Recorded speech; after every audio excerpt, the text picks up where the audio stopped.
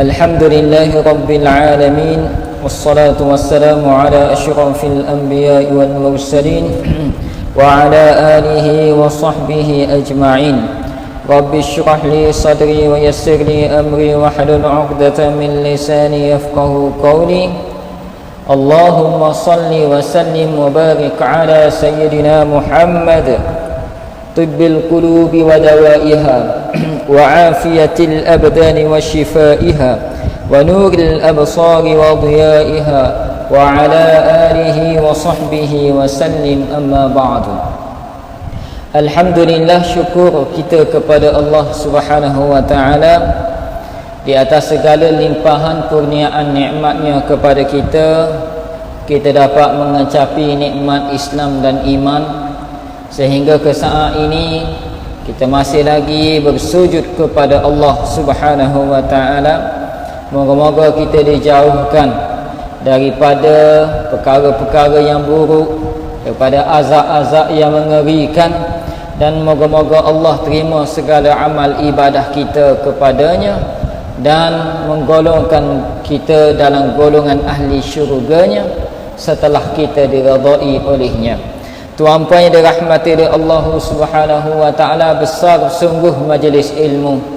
Walaupun tak ramai orang, tapi majlis ini majlis besar. Kerana majlis ini likulli syai'in tariq wa tariqul jannah al-ilmu, kata Nabi sallallahu alaihi wasallam, atau kama qala. Tiap-tiap sesuatu itu ada jalannya, dan jalan menuju ke syurga adalah dengan ilmu. Kerana itu ilmu penting, ilmu fardu ain terutamanya. Pegangan kita gapo dia? Dipanggil akidah, pegangan, akad-akad akidah, ikatan. Lepas tu lagu mana cara kita buat ibadah, dipanggil fiqh untuk ibadah, supaya pelaksanaannya sah, tata caranya sempurna. Kemudian tasawuf, bagaimana jejak rasa di hati kita dalam melakukan penyembahan kepada Allah tadi.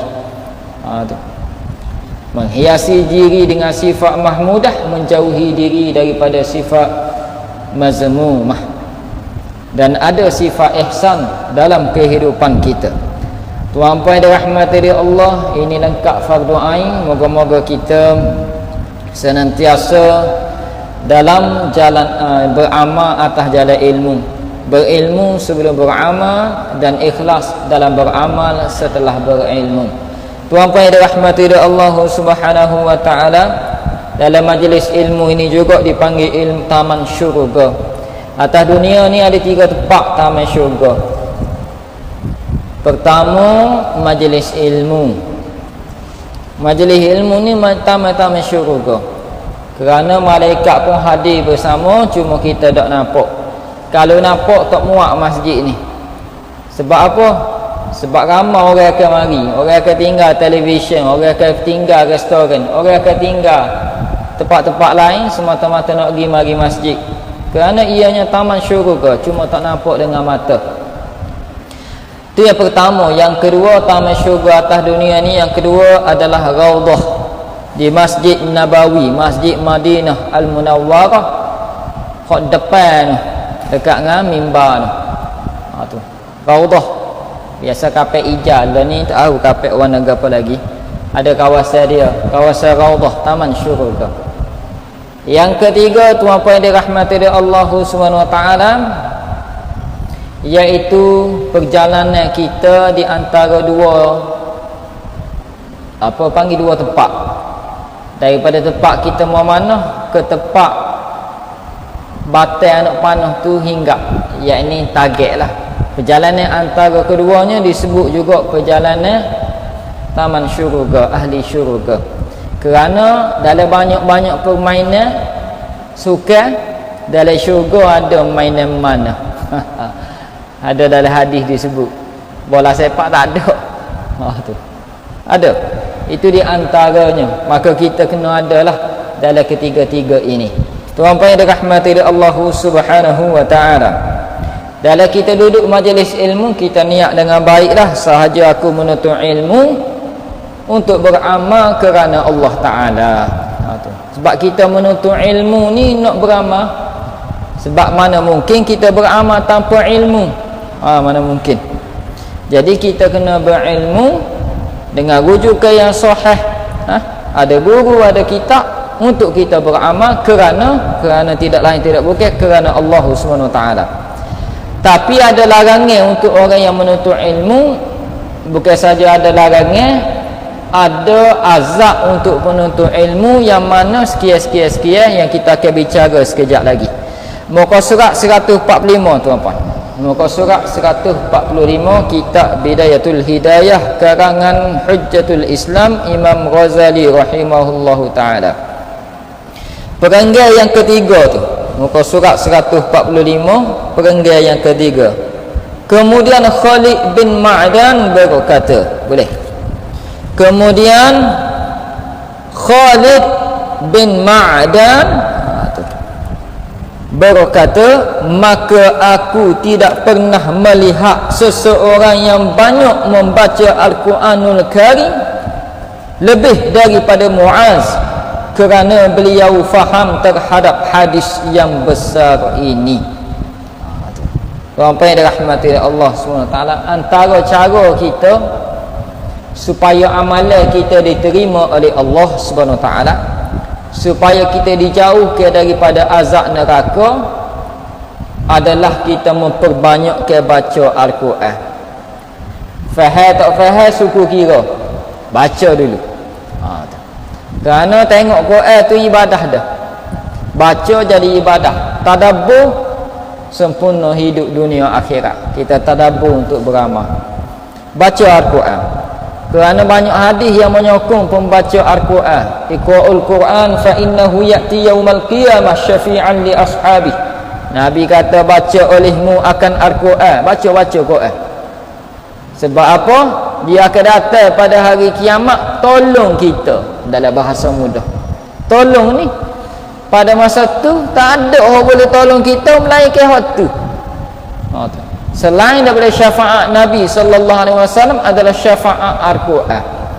Itulah teman kita, disebut li ashabi, teman rapat kita dalam kubur di pada masyarakat Al-Quran. Kerana tu Muaz ni dia banyak baca Al-Quran.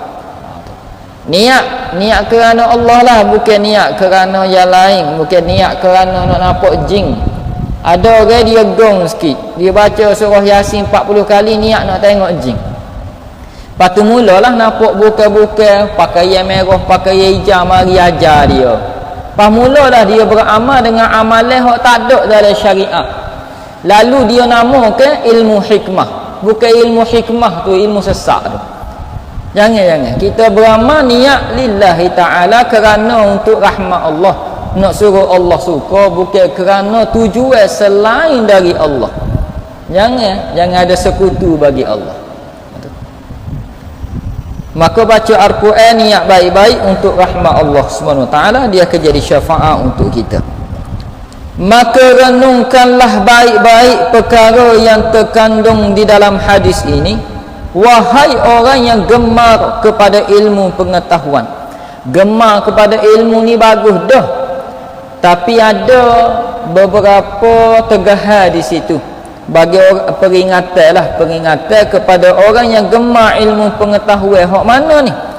Dan ketahuilah bahawa sebesar-besar sebab yang dapat mengukuh perangai yang jahat di dalam hati.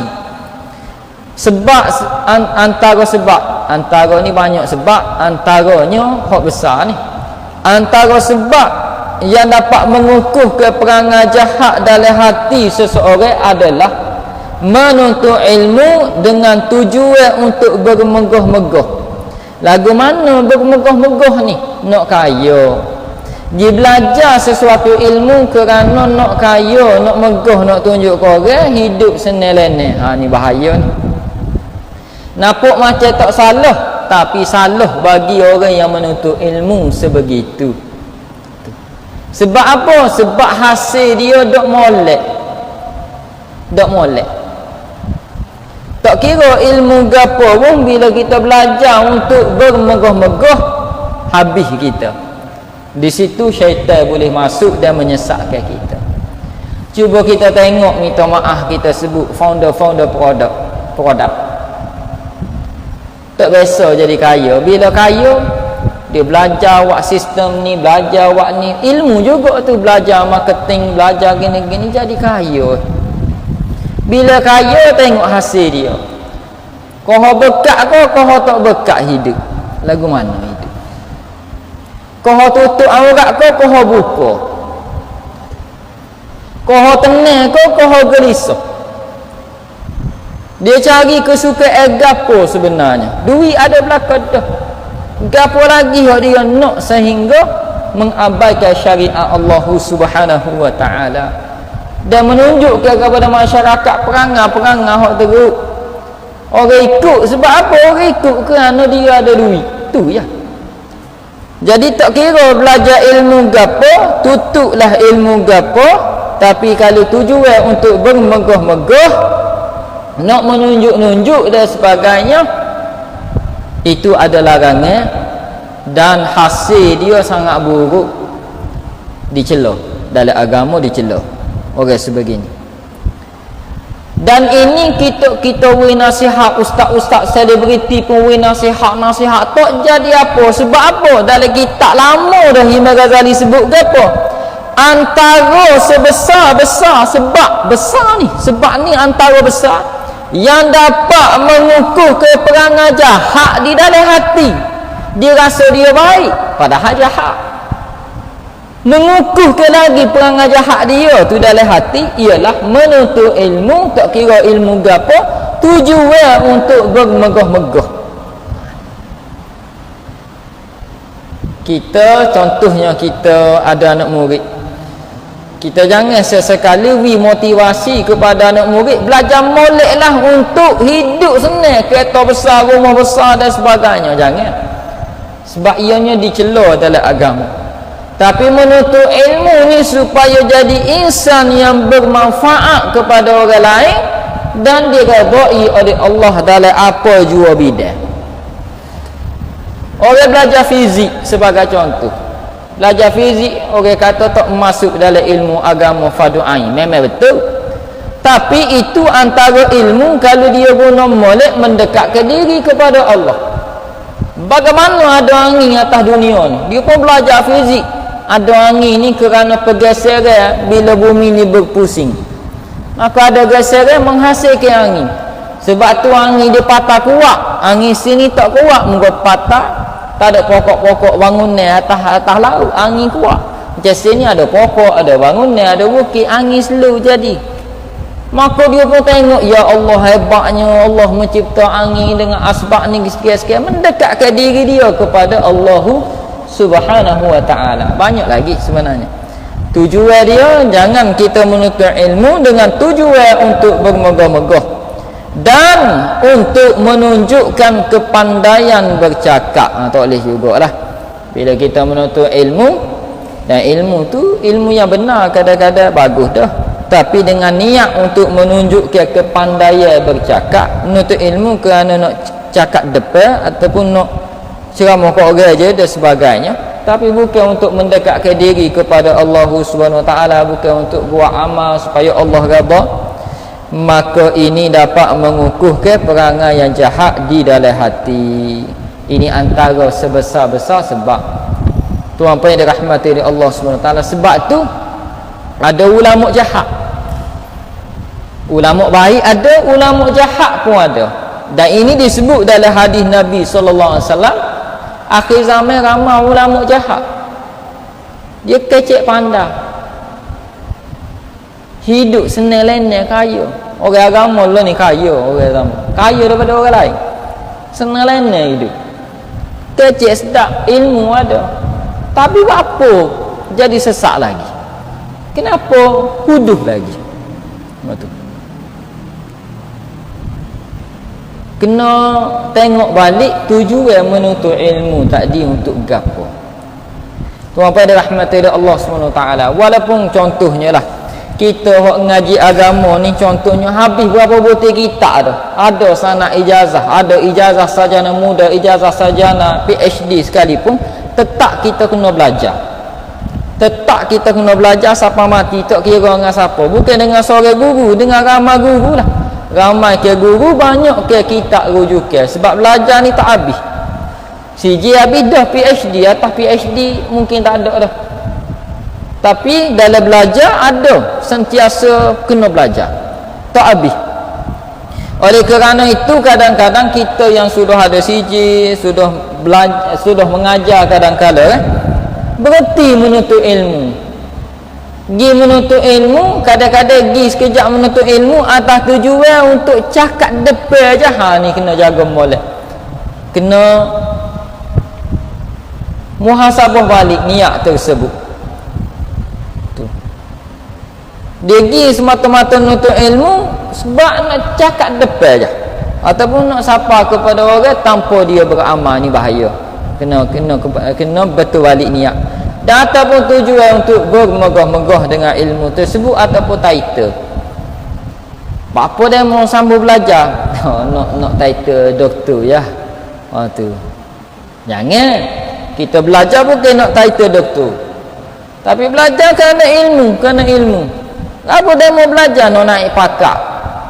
Dan naik pakar tu untuk gapo sebenarnya? Untuk gapo naik pakar?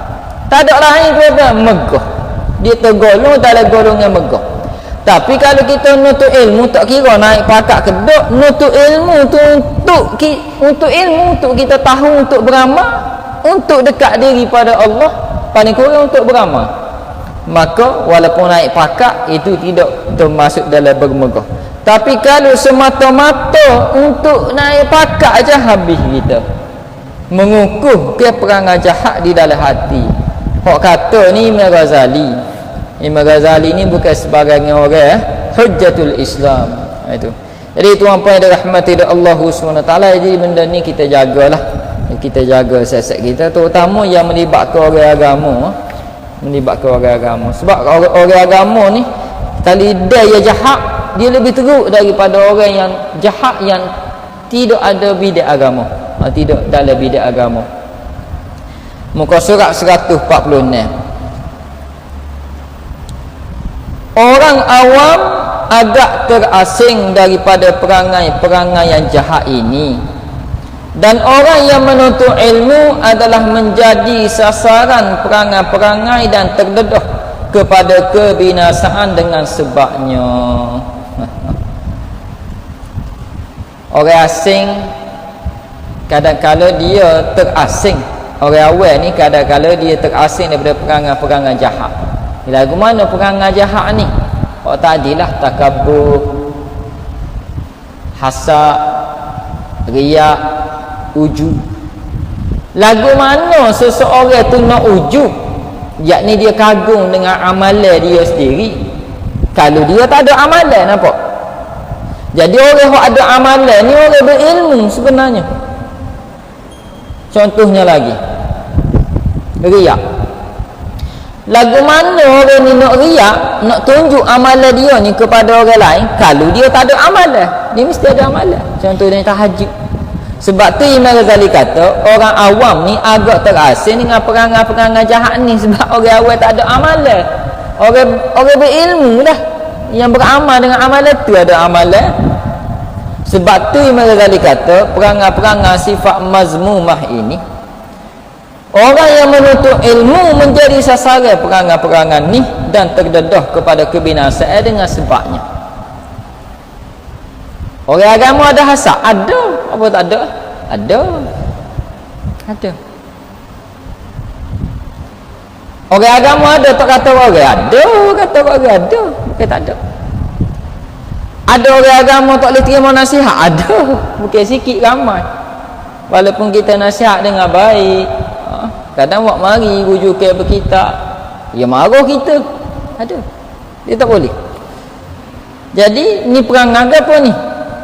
Dia tak curi pun, dia tak zina pun, dia tak kata orang pun, tapi ini perangai sifat mazmumah. Maka lihatlah, yang manakah antara urusanmu yang paling penting? Apakah yang lebih penting itu kamu belajar ilmu cara mengelakkan daripada segala perkara yang dapat membinasakan kamu, dan kamu sibuk dengan memperbaiki hatimu dan membangun akhiratmu, atau yang lebih penting itu kamu menjerumuskan diri bersama orang-orang yang terjerumus, maka kamu menuntut ilmu yang menyebabkan bertambah takbur, riak, hasad, ujub, sehingga kamu binasa bersama dengan orang yang binasa. Imam Ghazali tanya, lihat antara urusan kita mana paling penting? Apakah hak lebih penting tu kita belajar ilmu, cara untuk mengelak diri daripada segala perkara yang membinasakan diri, dan kita memperbaiki hati kita dan membangun akhirat kita, ataupun kita menuntut ilmu lalu terjerumus dengan ilmu amal kita tadi dengan sifat takbur, riak, hasad, ujub, dan binasa bersama orang binasa. Maka paling penting sini tuan-tuan yang dirahmati oleh Allah, setelah kita beramal dengan amalan-amalan yang wajib ni, kita jaga baik amalan wajib, amalan sunat, kita kena belajar juga cara untuk mengelakkan amalan kita terhapus ataupun amalan kita tidak diterima, dan kita kena belajar juga cara untuk mengelakkan daripada segala perkara yang membinasakan. Tadilah sifat-sifat tadi hak kita perjelaskan pada minggu-minggu yang lalu. Apa dia? Ngopak ni ngata kat orang lah. Ngopak dalam bahasa yang mudah ngata kat orang. Benda tu ngata. Yang kedua, buat amal ada keduniaan. Buat amal ada keduniaan. Tu kata. Okey. Minta sumbangan untuk pondok. Apa beli welfare? Bukan sikit amal. Gitu. Bukan sikit amal. Bapa untuk kemudahan pelajar. Masa mana pelajar naik welfare tu? Kalau untuk kemudahan pelajar, bapa untuk beli high east. Kira ramai boleh muat. Nak bermewah ke nak berdakwah? Nak bermewah ke nak berdakwah? Kita tanya semua hati. Jadi kena tengok, buat amalan urusan akhirat campur dengan keduniaan. Ada tujuan keduniaan. Yang ketiga apa? Hamba pun tak ingat, kena tengok hadis dia balik. Tamu ngopak. Yang kedua, keuntungan dunia. Buat amal tu nak keuntungan dunia. Yang ketiga, takabur, sombong. Yang keempat, ujub. Yang kelima, hasad. Yang keenam, tidak ada belah kasihan kepada orang lain. Dan yang ketujuh adalah riak. Itu amal ni, tujuh tadi. Sifat-sifat yang membinasakan kita walaupun kita dalam keadaan menuntut ilmu dan beramal. Dan ketahuilah, kata Imam Ghazali lagi, bahawa tiga perkara ini minta maaf mana dia dah muka surat 140 ni. Dan ketahuilah bahawa tiga perkara ini, hak banyak-banyak tadi tuan-puan, hak banyak-banyak tadi, tiga ni dipanggil bos daripada segala-galanya, hak paling berat sekali. Dan ketahuilah bahawa tiga perkara ini, hasad, riak, ujub, tiga ni. Hak lain ada lagi tadi, keuntungan dunia, ngopak, tak ada belah kasih pada orang lain. Tapi dia mari tiga ni, hasad, riak, ujub, ialah punca kepada segala penyakit hati. Dan baginya tempat tumbuh yang sama, iaitu hubbud dunia. Baginya tempat tumbuh yang sama, iaitulah cintai dunia. Hasad, riak, ujub ni semuanya menjurus kepada mencintai dunia, tidak mencintai akhirat. Hasad, iri hati dengan nikmat orang lain. Riak, nak tunjuk amalan kita. Ujub, rasa hebat amalan kita, kagum dengan diri sendiri. Tiga-tiga ni ada berlaku pada Qarun Tiga-tiga ni ada berlaku pada Firaun, tiga-tiga ni ada berlaku pada Haman, tiga-tiga ni ada berlaku pada Abu Jahal, tiga-tiga ni ada berlaku pada Abu Lahab. Mereka ni semuanya dilaknat oleh Allah Subhanahu Wa Taala. Contoh dalam Al-Quran Allah cerita pasal Qarun. Hak kita temu harta karun asal daripada perkataan nama dia Qarun kerana dia amat kaya.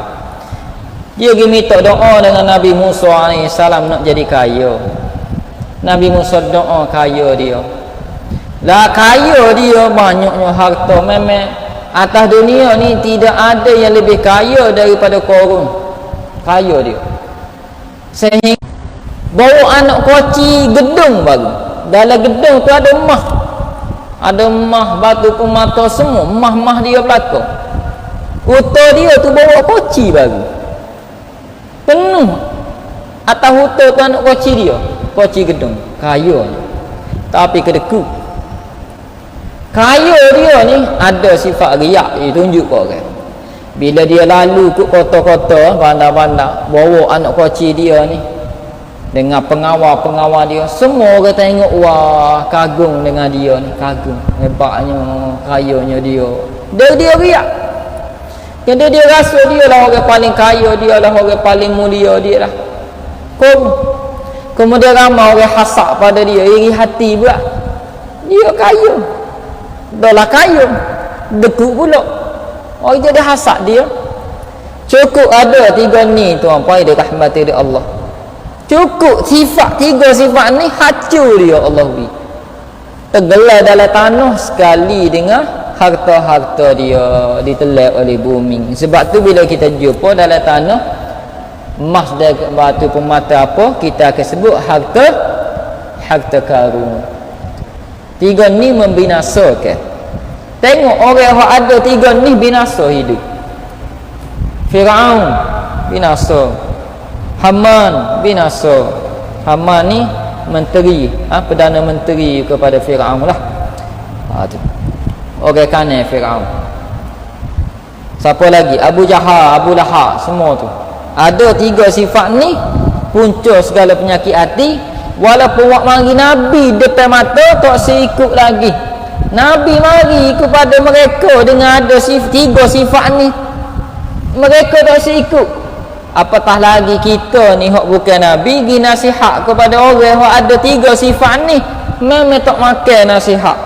Penyakit hati dikoci hati. Mereka hanya mencintai dunia, matlamat mereka bukan Allah Subhanahu Wa Taala. Jadi kita boleh tengoklah orang-orang yang ada tiga sifat ni tak makan nasihat, memang tak makan. Kerana itulah walaupun tak makan nasihat, kita tetap kena mendoakan lah. Nasihat tetap kita buat kerana Allah suruh amar ma'ruf nahi munkar. Dia nak terima tak usah terima, itu taufik hidayah oleh Allah pula kepada dia. Kita dah laksana tugas kita. Itu ibadah kita. Dia tak usah terima, ikut dia. Bukannya orang ada tiga ni kita tak payah dakwah, tak kena dakwah. Kerana itu antara amar ma'ruf nahi munkar di sesuatu tempat akan mengelakkan bala daripada Allah.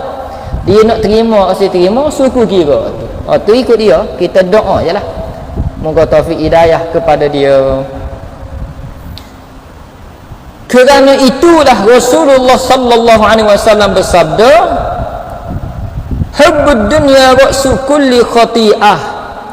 Mencintai dunia itu adalah punca daripada segala kejahatan.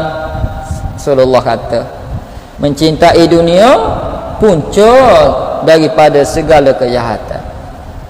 Tuan-tuan dan rahmati Allah Subhanahu Wa Taala, nak kaya cepat, rela buat perkara-perkara yang membahaya pada diri dan keluarga, bahkan dicegah oleh agama, seperti nego dadah.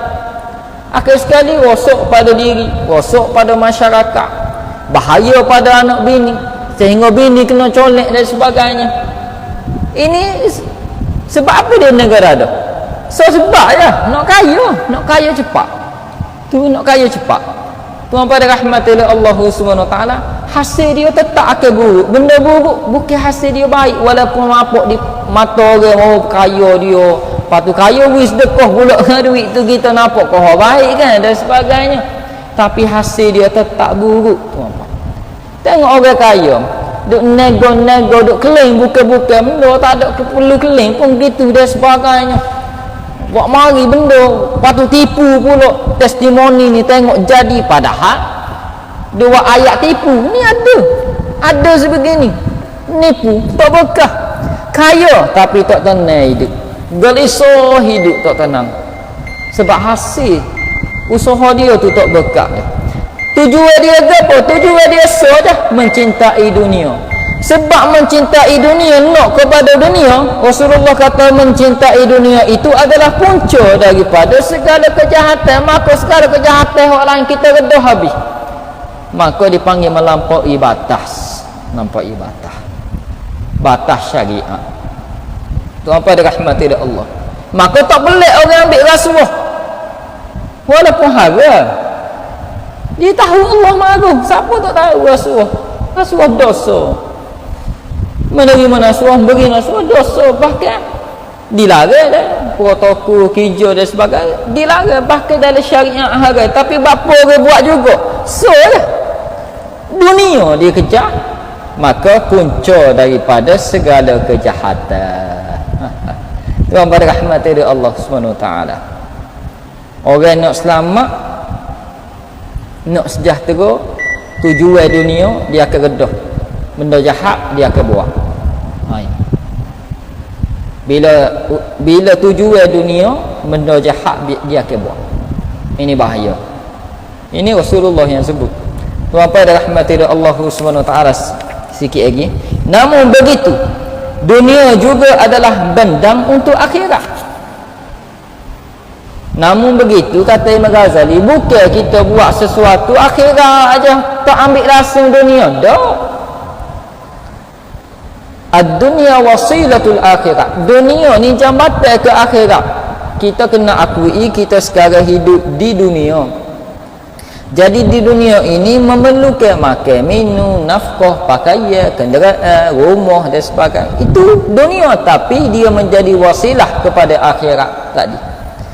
Tidak bermaksud tidak boleh ambil dunia, tapi ambil dunia sekadar yang kita perlu, keperluan kita. Kalau kita boleh ambil dunia tu untuk keperluan akhirat, ada baik untuk akhirat, ambillah sebanyak-banyaknya, tak ada masalah. Ada orang kaya tapi kekayaan tidak letak dalam jiwa dia. Sahabat Nabi, bukan semua sahabat Nabi miskin ya. Bukan semua sahabat Nabi miskin. Kebanyakan sahabat Nabi kaya. Abu Bakar kaya, Umar kaya. Kaya dia. Sayyidina Ali lah itu rezeki. Kaya juga, kaya jiwa. Tapi mereka ni, Abdul Rahman bin Auf lagi kaya. Kaya tapi kekayaan dia tak letak di jiwa. Kerana tujuan dia akhirat, bukan tujuan dunia. Tapi kaya. Itu. Tuan pada rahmat dari Allah. Orang yang miskin tapi dunia dalam jiwa dia lebih hina daripada orang kaya tapi akhirat di jiwa dia. Contohnya gini. Dia tu buat amal ibadah semua. Dia ada satu ceret emas. Bila nak semaya, ceret emas dia ni dia tak depan dia semua, takut orang curi ceret emas tu. Dia bawa gimana pun, saya dia ceret emas, kendi emas, warisan keluarga dia. Gimana? Tapi dia orang miskin. Abang dia ni kaya, nego-nego kaya. Koh lama koh kaya tapi tak kuat sangat ibadah biasa-biasa. Satu hari adik dia ni tanya, apa rahsiamu? Koh lama koh kaya, zakat mu bayar, sedekah mu wi, nego mu baik, tapi amal ibadah banyak aku padamu.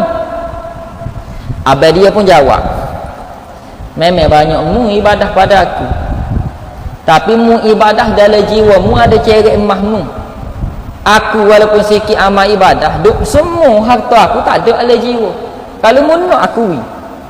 Maka sedarlah adik tu, rupanya tujuan dia dalam ibadah dia ada ke dunia juga. Bukan tak boleh ambil dunia, boleh ambil, tapi akhirat tu di jiwa, jangan letak dunia di jiwa.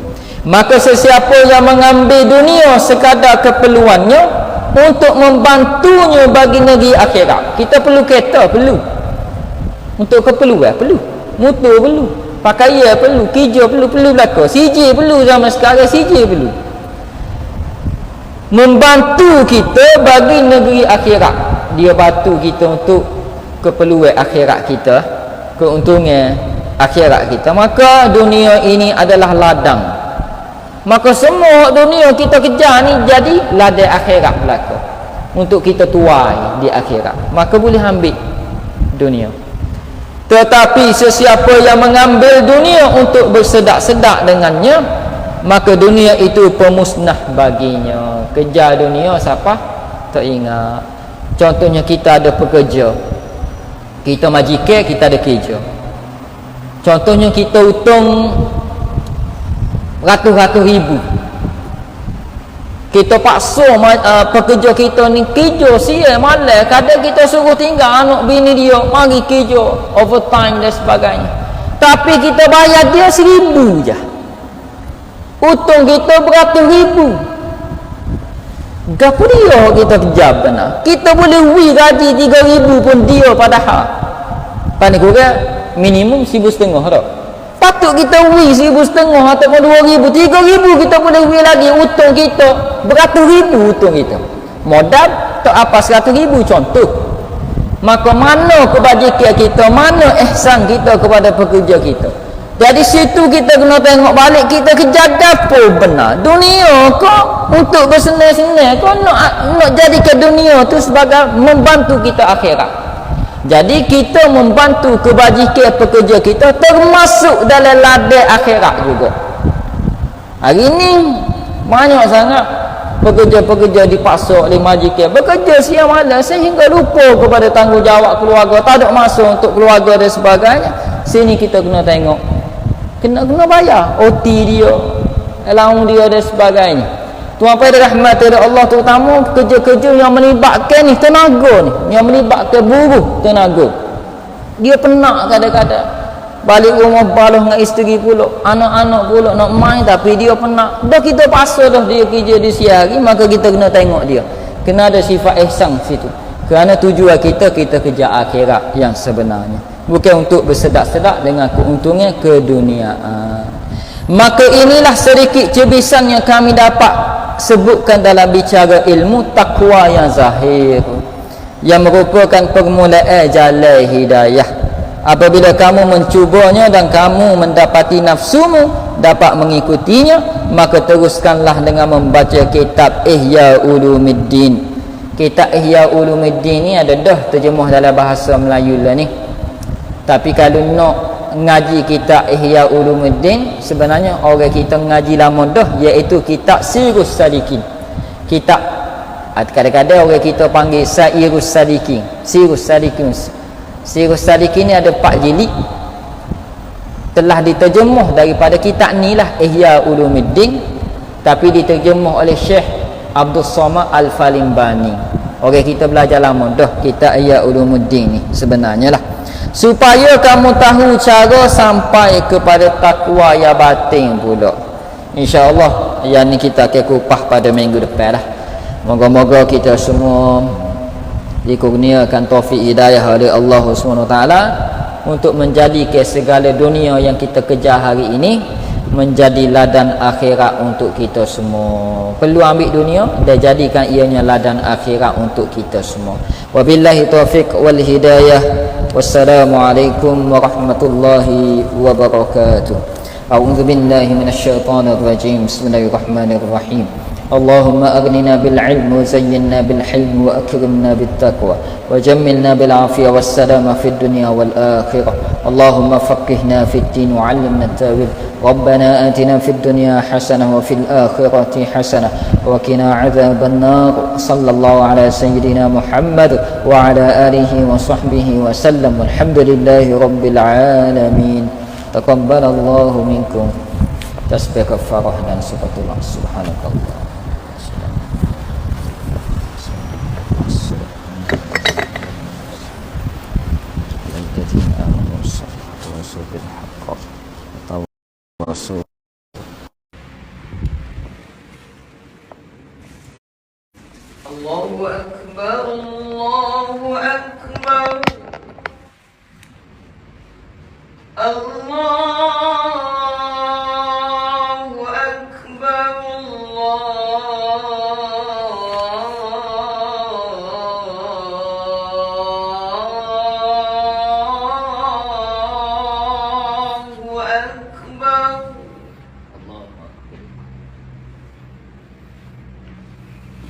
أشهد أن لا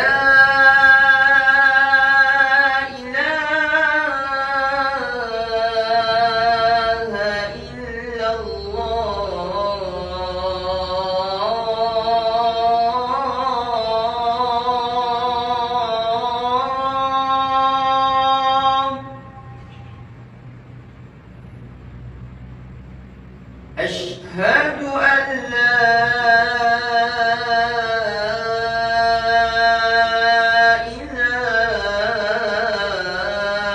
إله إلا الله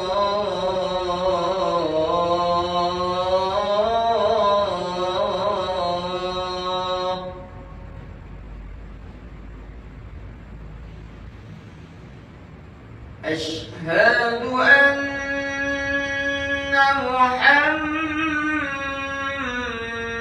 محمد رسول الله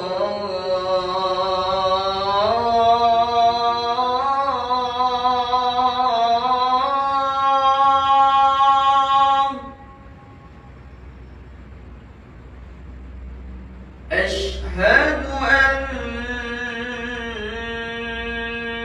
محمد رسول الله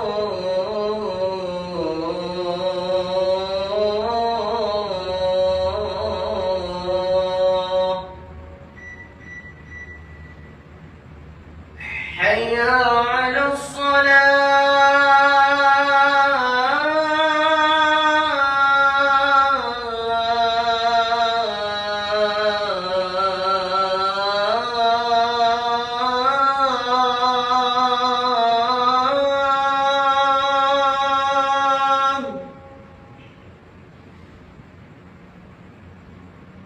حي على الصلاة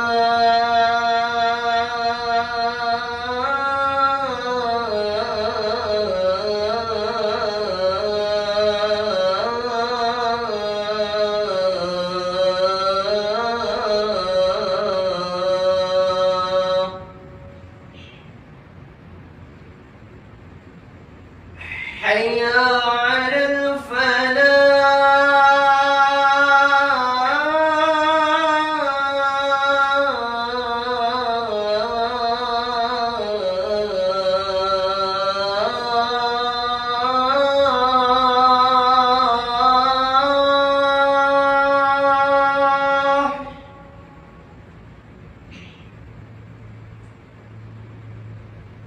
حي على الفلاح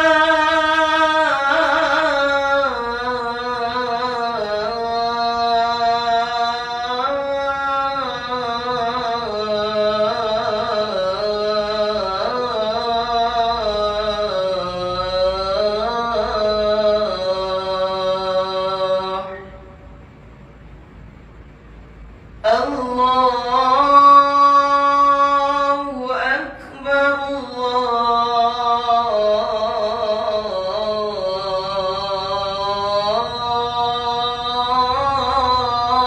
الله أكبر لا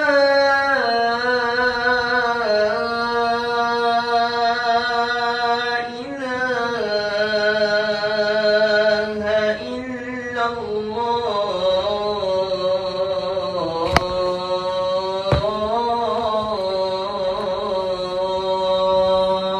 لا إله إلا الله محمد رسول الله صلى الله عليه وسلم اللهم رب هذه الأسئلة